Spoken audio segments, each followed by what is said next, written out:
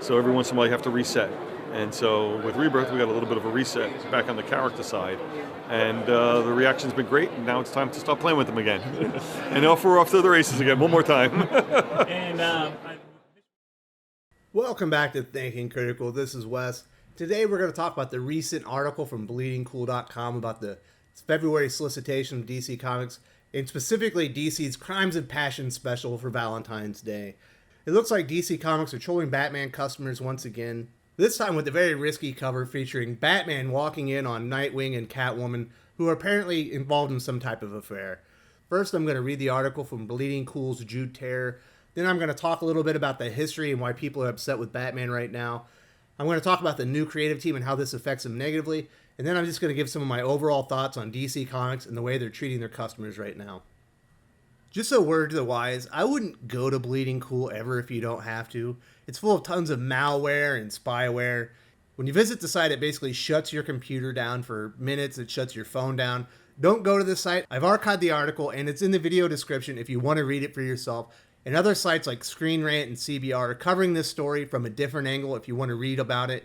So I would suggest going and reading those. But I do want to read the Bleeding Cool article because I do believe it gets to the heart of the issue and why this is DC Comics trolling readers.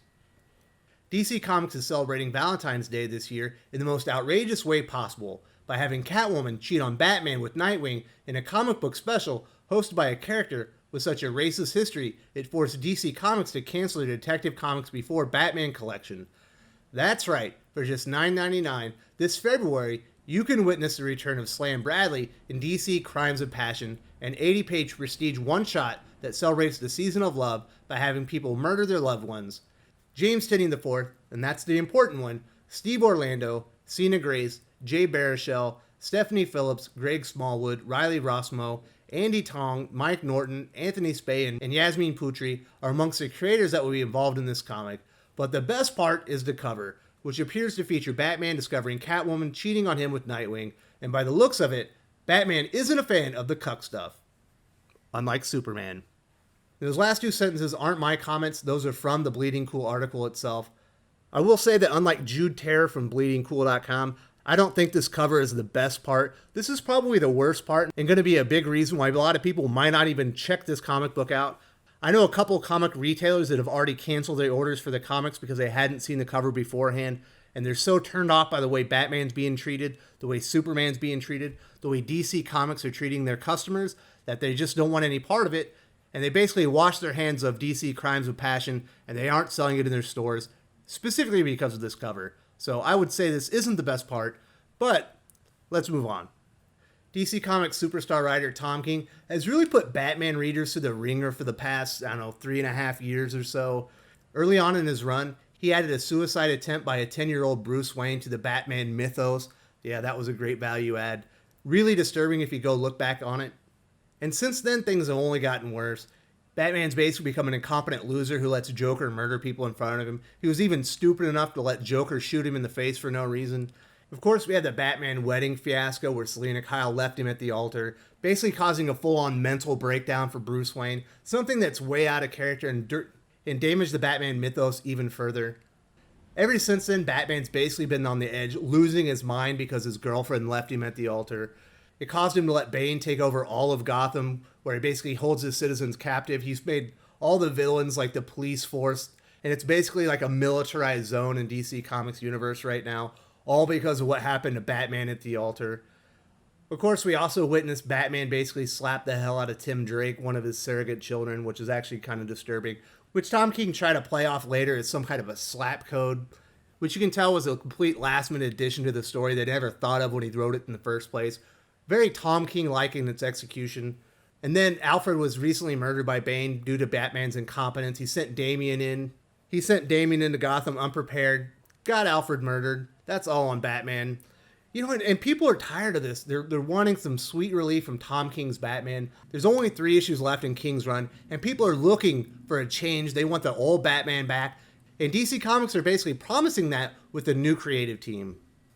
James Tynion IV and Tony Daniel certainly aren't strangers to Batman. James Tynion wrote Detective Comics when Rebirth first started. Tony Daniel has been working on Batman for years. People are excited about this creative team. I was excited for this creative team. Finally a change, someone who respects the character, someone that's going to come back and rebuild the character that King's worked so hard to destroy over the past few years. And guess what? James Tinian's name is front and center on that cover of Batman being stepped out on by Catwoman with Nightwing. And what's really disgusting is, Nightwing is basically his adopted son, his best friend, and that's the person that Catwoman's going to step out on Batman with. It's really disgusting, and I understand that this isn't in continuity, that it's something that's meant to be enjoyed on its own and not really feed into the rest of the Batman, but with everything that's been happening and everything that's happened to Batman, people are tired of it, and this is just another reminder of what DC Comics, what Tom King have done to Batman over the years, and it's just terrible timing on DC Comics and James Tinian's part. I would have removed his name from the credits. If he has a 10-page story in there, I would have just taken it out. I wouldn't want him associated with that cover, because if DC Comics and James Tinian think he's going to get anywhere near the patience Tom King got from Batman readers, they have another thing coming. It's been 3.5 years of character deconstruction for Batman readers. It's been 1.5 years since the wedding. When the series got really bad, they've had enough, their patience is worn thin, and they certainly aren't going to have patience with James Tinian IV.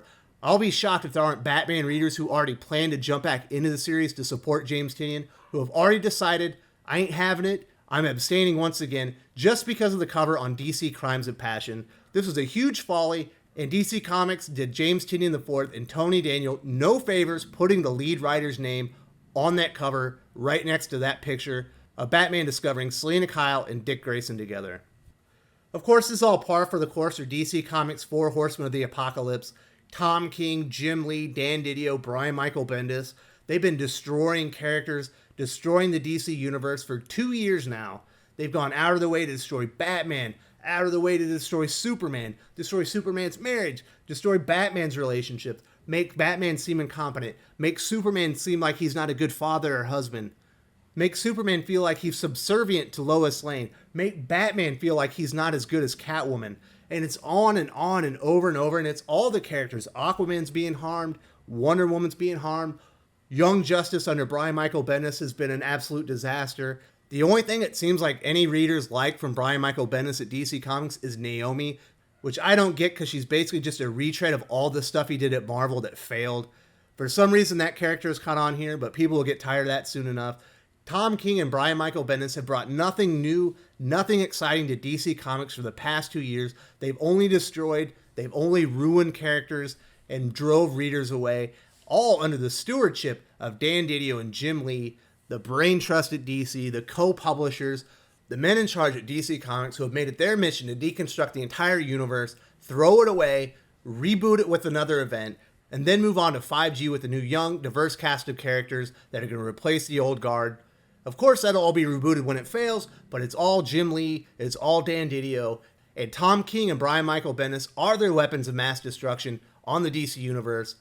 The cover on DC Comics' Crimes of Passion is just the latest example of what these men have brought to the table, and the utter failure that has been the past 2 years at DC Comics since Jeff Johns' DC Rebirth, who have a passion for DC Comics and the characters. It's all been thrown away, and I really hope they get it together soon, because it's only getting worse in 2020. If you enjoyed this video, please give it a like. I would appreciate it very much. It helps us attract more views for the channel. Subscribe for future commentary, comic book news, and reviews. And don't forget to ring the bell for notifications. If you want to talk comics, movies, and much, much more, you can follow me on Twitter at Wes_from_TC. With that, Salamat Po, and I'm out.